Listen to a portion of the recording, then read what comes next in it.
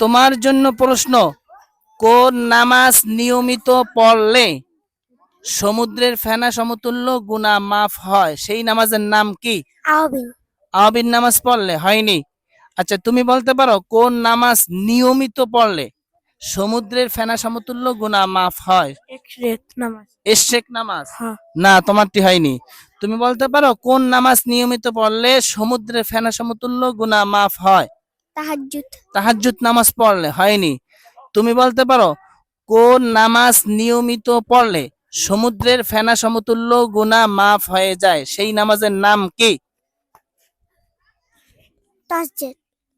চাশতের নামাজ। হ্যাঁ। কিসের নামাজ? তাসতে। চাশতের নামাজ। মাশাআল্লাহ। চাশতের নামাজ কয় রাকাত বলতে পারো? 6 থেকে 12 রাকাত। 6 থেকে না, 2 থেকে 12 পর্যন্ত। এটা কখন পরে বলতে পারো? 7টা 8টা 8:30টা। ও 8টার পরে বা ওই সময়। মাশাআল্লাহ, শুকরান জাযাকাল্লাহ।